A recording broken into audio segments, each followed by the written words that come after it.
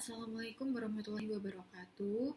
Kami dari Ekonomi Makro B, kelompok 4, ingin mempresentasikan hasil analisis kondisi ekonomi makro Brunei Darussalam. Anggota kelompok kami terdiri atas Nadine Armafilia, Hisyam Mustafa, saya Sila Edwira, dan Rahmat Nur Rusdan. Jadi di sini kami membahas pada bab 1 yaitu pendahuluan, bab 2 tinjauan pustaka, bab 3 metodologi penelitian, bab 4 gambaran umum negara, bab 5 analisis diskusi, dan bab 6 yaitu penutup. Bab pertama yaitu pendahuluan. Jadi yang pertama yaitu latar belakang, di mana negara Brunei Darussalam ini mengandalkan sektor minyak dan gas untuk sebagian besar produk domestik bruto dan pendapatan ekspornya. Nah, meskipun memiliki pendapatan per kapita yang tinggi seperti Malaysia, pertumbuhan ekonominya ini tidak stabil karena ketergantungan pada sektor industri tersebut. Sejak tahun 2017, pertumbuhan ekonomi fluktuatif dari 1,33% pada tahun itu menjadi 3,87% pada tahun 2018. Nah, namun turun menjadi minus 1,13% pada tahun 2020. Pembatasan sosial ekonomi yang diberlakukan pemerintah juga memperlambat sektor-sektor ekonomi lainnya. Nah, kemudian penelitian ini memfokuskan pada PDB, inflasi, tingkat pengangguran, dan neraca perdagangan untuk memberikan gambaran komprehensif tentang kondisi ekonomi Brunei Darussalam. Untuk rumusan masalah, yang pertama, apakah kondisi ekonomi makro di Brunei Darussalam saat ini dapat memberikan keuntungan bagi investor? Yang kedua, apa kemungkinan resiko yang dihadapi dengan kondisi ekonomi makro di Brunei Darussalam saat ini? Ketiga, apa keuntungan yang didapat dari kondisi ekonomi makro Brunei Darussalam saat ini? Dan yang terakhir yaitu seberapa besar pengaruh negara asing terhadap kondisi ekonomi makro Brunei Darussalam saat ini. Kemudian, tujuan dari penelitian kami ini yaitu yang pertama, ingin mengetahui keuntungan yang bisa didapat oleh investor dengan kondisi ekonomi makro Brunei Darussalam saat ini. Kedua, yaitu ingin mengetahui kemungkinan resiko dari kondisi ekonomi makro Brunei Darussalam saat ini. Ketiga, ingin mengetahui keuntungan yang didapat dari kondisi ekonomi makro Brunei Darussalam saat ini. Dan yang terakhir yaitu ingin mengetahui seberapa besar pengaruh negara asing terhadap kondisi ekonomi makro Brunei Darussalam saat ini. Selanjutnya adalah bab 2 yaitu tinjauan pustaka. Yang pertama adalah pengaruh GDP dan GNP terhadap suatu negara. GNP dan GDP adalah indikator utama untuk mengukur kinerja ekonomi suatu negara. GDP mengukur total nilai barang dan jasa yang diproduksi dalam suatu negara, sedangkan GNP mencakup nilai total produksi warga negara termasuk pendapatan dari luar negeri. GDP sering digunakan sebagai indikator utama kesehatan ekonomi karena mencerminkan output domestik dan sering dikaitkan dengan peningkatan standar hidup serta penurunan pengangguran. Sementara itu, GNP memberikan gambaran yang lebih luas tentang kesejahteraan ekonomi warga negara termasuk pendapatan dari investasi luar negeri. Selanjutnya adalah pengaruh inflasi terhadap pertumbuhan ekonomi suatu negara. Inflasi adalah peningkatan umum dalam harga barang dan jasa dari waktu ke waktu dan merupakan fenomena yang kompleks dengan berbagai dampak terhadap ekonomi. Inflasi yang terjadi secara moderat dapat mendorong pertumbuhan ekonomi dengan mendorong konsumsi dan juga investasi. Namun, inflasi yang terlalu tinggi atau hyperinflasi dapat merusak ekonomi dengan mengurangi daya beli, meningkatkan biaya produksi, dan menciptakan ketidakpastian ekonomi. Selanjutnya adalah pengaruh nilai tukar terhadap perekonomian suatu negara. Nilai tukar mata uang atau kurs merupakan faktor kunci yang sangat mempengaruhi perekonomian suatu negara, terutama pada aspek yang bergantung pada perdagangan internasional. Nilai tukar mata uang yang stabil dapat mendorong pertumbuhan investasi asing dan meningkatkan kepercayaan investor. Depresiasi nilai tukar dapat meningkatkan daya saing ekspor suatu negara, tetapi juga dapat meningkatkan biaya impor dan memicu inflasi domestik. Selain itu, volatilitas mata uang atau nilai tukar dapat berdampak negatif terhadap perekonomian karena meningkatkan ketidakpastian dan risiko bagi pelaku bisnis. Selanjutnya adalah pengaruh tingkat suku bunga terhadap perekonomian suatu negara. Tingkat suku bunga merupakan alat kebijakan moneter yang penting dan berpengaruh signifikan terhadap perekonomian. Penurunan suku bunga cenderung dapat mendorong pinjaman dan investasi, sementara kenaikan suku bunga biasanya digunakan untuk mengendalikan inflasi dengan mengurangi permintaan agregat. Bank sentral dapat menyesuaikan suku bunga untuk menstabilkan perekonomian suatu negara. Selain itu, kebijakan mengenai suku bunga juga berdampak pada pasar saham dan obligasi yang selanjutnya akan dapat mempengaruhi keputusan investasi dan konsumsi rumah tangga. Selanjutnya adalah pertumbuhan ekonomi, adalah peningkatan kapasitas suatu negara untuk menghasilkan barang dan jasa dalam waktu tertentu. Menurut teori pertumbuhan ekonomi neoklasik, pertumbuhan ekonomi dipengaruhi oleh akumulasi modal, tenaga kerja, dan kemajuan teknologi. Selain itu, investasi dalam penelitian dan pengembangan serta pendidikan dapat mendorong pertumbuhan ekonomi jangka panjang melalui peningkatan produktivitas. Institusi politik dan ekonomi yang inklusif adalah kunci untuk mencapai pertumbuhan ekonomi yang berkelanjutan.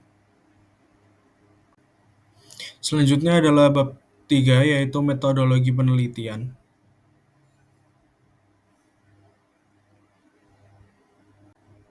Yang pertama adalah desain penelitian. Penelitian ini menggunakan pendekatan kuantitatif dengan desain deskriptif dan analitis.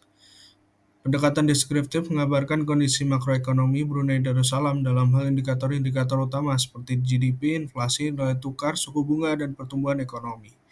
Pendekatan analitis menggunakan analisis statistik dan menentukan hubungan kausal dan korelasional antara variabel-variabel ekonomi yang diteliti. Lalu sumber data, penelitian ini menggunakan data sekunder dari berbagai sumber terpercaya seperti laporan pemerintah, laporan internasional, publikasi akademik, dan juga database ekonomi global. Selanjutnya adalah teknik pengumpulan data. Data dikumpulkan melalui metode dokumentasi yang meliputi pengumpulan dokumen, akses database, dan verifikasi sumber. Kemudian ada prosedur penelitian. Prosedur penelitian terdiri dari beberapa tahapan berikut. Yang pertama adalah perencanaan penelitian, lalu pengumpulan data, pengolahan data, analisis data, interpretasi hasil, dan juga pelaporan. Yang terakhir adalah batasan penelitian. Batasan dalam laporan analisis makroekonomi negara Brunei Darussalam ini antara lain, yang pertama adalah objek pembahasan yaitu kondisi makroekonomi negara Brunei Darussalam yang berfokus pada GDP, inflasi, nilai tukar, suku bunga, dan pertumbuhan ekonomi. Yang kedua adalah data yang digunakan, yaitu data sekunder dari sumber-sumber terpercaya, dan data dianggap valid dan telah diverifikasi. Yang ketiga adalah narasumber, yaitu ahli ekonomi dan analis melalui publikasi dan juga laporan. Dan juga sumber utama seperti Kementerian Keuangan dan Ekonomi Brunei, Bank Dunia, dan juga IMF.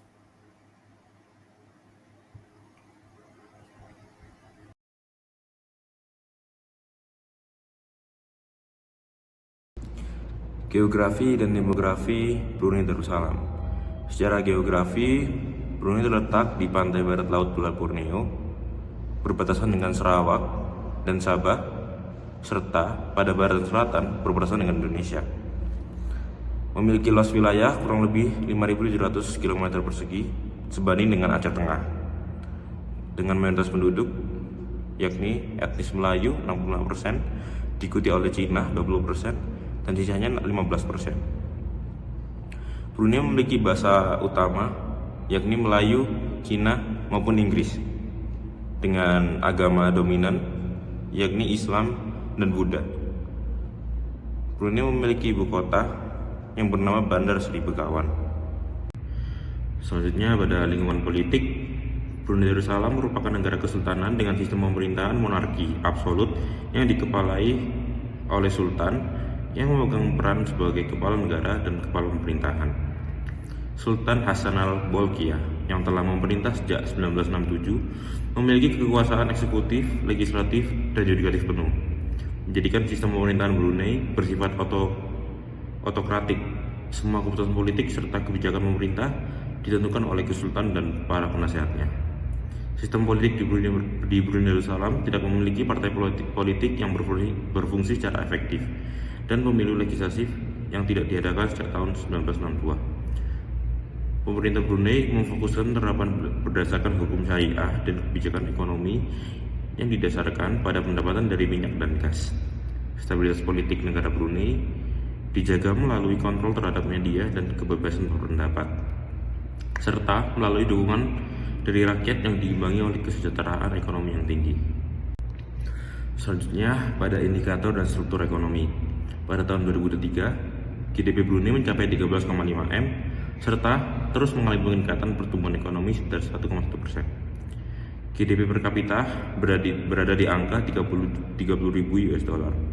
GNP Brunei jelas lebih tinggi dari GDP karena pemasukan yang signifikan dari investor luar negeri. Dolar Brunei menjadi mata uang utama pada negara tersebut dan dolar Singapura menjadi patokannya. Selanjutnya, pada struktur ekonomi, yakni Brunei mengandalkan sektor industri minyak dan gas, petrokimia, layanan keuangan, pertanian, dan pariwisata. Minyak bumi dan gas menjadi sumber daya alam utama Brunei Darussalam. Tentunya, negara-negara Asia Timur menjadi mitra ekspor utama Brunei, antara lain yaitu Jepang, Korea Selatan, maupun Cina, serta beberapa negara dari Asia Tenggara seperti Singapura, Malaysia. Untuk mitra impor sendiri, antara lain yakni Cina, Jepang, Singapura, dan Malaysia. Pada perdagangan dan investasi, Brunei Darussalam, sebuah negara kecil namun kaya di Asia Tenggara, memiliki ekonomi yang sangat luas, bergantung pada ekspor minyak dan gas alam. Sektor energi ini menyumbang lebih dari 90% dari total ekspor negara, dengan pasar utama seperti Jepang, Korea Selatan, dan beberapa negara Eropa. Namun, menyadari risiko ketergantungan yang terlalu besar pada satu sektor, Brunei telah melakukan upaya diversifikasi ekonomi sejak tahun 1986. Brunei Darussalam sendiri secara intensif mengembangkan berbagai industri non-migas seperti industri pangan, properti, barang pecah belah, pakaian, semen, beton, obat-obatan, kayu, maupun kaca. Brunei juga mengelola sumber daya hutan secara berkelanjutan melalui industri kayu. Sebagai anggota ASEAN, WTO, dan APEC, Brunei aktif dalam organisasi perdagangan internasional untuk memperluas pasar ekspor dan menarik investasi asing. Untuk mengembangkan semua industri ini, Brunei mendorong investasi asing dengan menawarkan berbagai insentif bagi investor asing, termasuk keringanan pajak, perlindungan investasi, serta mendorong investasi dalam sektor pariwisata, teknologi informasi, pertanian, dan industri pengolahan pangan. Badan Pengembangan Ekonomi Brunei dan Authority Monetary Brunei Darussalam adalah lembaga utama yang mempromosikan investasi. Kebijakan fiskal dan moneter. Ekspor minyak dan gas menjadi penopang utama kebijakan fiskal di Brunei. Anggaran sebesar itu dialokasikan pada sektor seperti infrastruktur, kesehatan, maupun pendidikan. Selanjutnya pada kebijakan moneter yang telah diatur oleh Otoritas Moneter Brunei Darussalam atau AMBD guna menjaga stabilitas mata uang dengan memainkannya pada dolar Singapura. Perkenalkan, saya Nadine Almafilia Anasya dengan NRP 016 dan di sini saya akan menjelaskan mengenai bab 5 yaitu analisis dan diskusi. Pada bab ini kami menganalisis mengenai populasi Brunei Darussalam yang dimana data tersebut kami dapatkan dari Department of Economic Planning and Statistics, Ministry of Finance and Economy Brunei Darussalam. Jadi perkiraan populasi Brunei Darussalam pada tahun 2023 mencapai 450.500 jiwa yang terdiri atas 237.700 jiwa laki-laki atau sebesar 52,8% dan 212.800 jiwa perempuan atau sebesar 47,2%.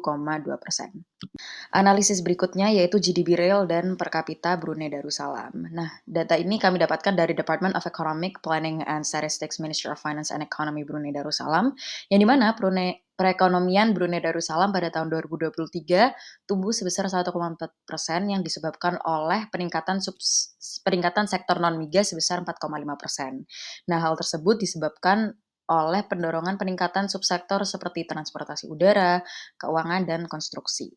Sementara itu, sektor migas mencatat penurunan sebesar 2,0% yang terdiri dari subsektor pertambangan migas dan LNG. Berdasarkan harga saat ini, GDP Brunei Darussalam tahunan pada tahun 2023 bernilai BND 20.318,5 juta. Sementara itu, GDP per kapita Brunei Darussalam pada tahun 2022 adalah sebesar 37.152 dolar yang merupakan kenaikan sebesar 18,14% dari tahun dengan GDP per kapita sebesar $31.449. Kemudian kami melakukan analisis GNP real dan per kapita Brunei Darussalam. Nah, data ini kami peroleh dari World Bank, di mana GNP Brunei Darussalam pada tahun 2022 adalah sebesar 14,10 miliar dolar dengan GNP per kapita sebesar $31.410 dan merupakan penurunan sebesar 4,88% dari tahun 2021 dengan GNP sebesar $13,50 miliar dengan GNP per kapita sebesar $30.320. Selanjutnya menganalisis inflasi Brunei Darussalam, yang dimana data ini kami peroleh dari Ministry of Finance and Economy Brunei Darussalam. Tingkat inflasi secara keseluruhan pada tahun 2023 meningkat lebih lambat sebesar 0,4% dibandingkan tahun 2023, yaitu sebesar 3,7%.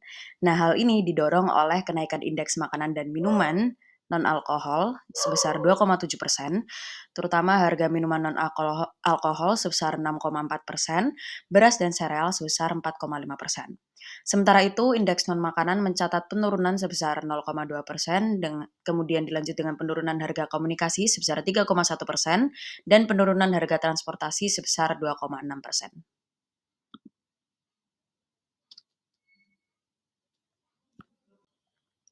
Kemudian menganalisis melalui nilai tukar dolar Brunei terhadap dolar US berdasarkan data dari exchangerate.org, kurs BND USD naik sebesar 1,68% pada tahun 2023. Di sini artinya nilai dolar Brunei meningkat dibandingkan dolar AS. Nah, selama tahun 2023, nilai tertinggi adalah pada tanggal 2 Februari 2023, yaitu sebesar $0,7656 USD, dan terendah pada 3 Oktober 2023 sebesar $0,7270 USD. Rata-rata kurs BND USD pada tahun 2023 adalah sebesar $0,7446 USD. Kemudian berdasarkan tingkat suku bunga Brunei Darussalam, dan data ini kami peroleh dari Trading Economics, suku bunga acuan Brunei Darussalam terakhir tercatat sebesar 5,50%. Suku bunga di Brunei Darussalam rata-rata sebesar 5,50% dari tahun 2003 hingga 2024, mencapai titik tertinggi maupun terendah sebesar 5,50% pada bulan Januari 2004.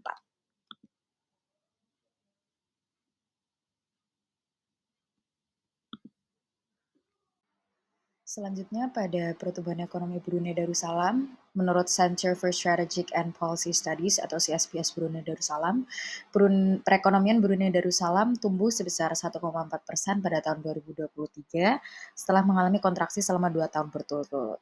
Paruh pertama tahun ini masih mengalami gangguan terhadap produksi minyak dan gas dalam negeri dan perlambatan aktivitas hilir yang berkepanjangan.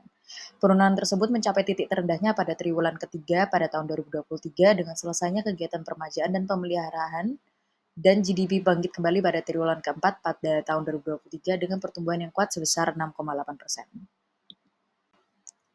Selanjutnya, menurut data dari Department of Economic Planning and Statistics Ministry of Finance and Economy Brunei Darussalam, arus FDI ke Brunei Darussalam mencatat arus masuk negatif sebesar BND minus 68,6 juta pada tahun 2023, meningkat dari minus BND 403,2 juta pada tahun 2022 meskipun tren negatif terus berlanjut.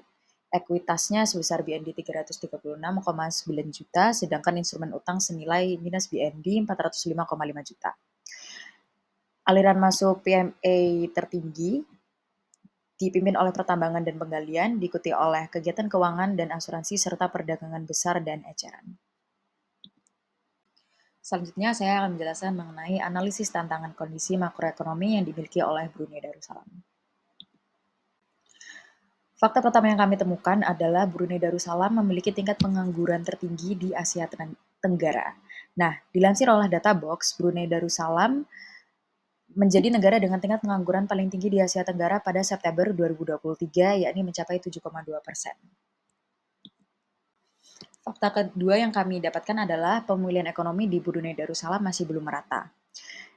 Nah, Brunei Darussalam saat ini sedang dalam tahap pemulihan ekonomi. Hal tersebut dicerminkan oleh sektor non-migas yang terus menunjukkan kinerja positif, menandakan bahwa aktivitas yang kuat di subsektor keuangan dan transportasi seiring dengan semakin kuatnya pemulihan pasca pandemi. Namun, upaya para pemajaan di sektor migas masih terbukti lebih menantang, namun diharapkan dapat berkontribusi pada peningkatan produksi dalam waktu dekat.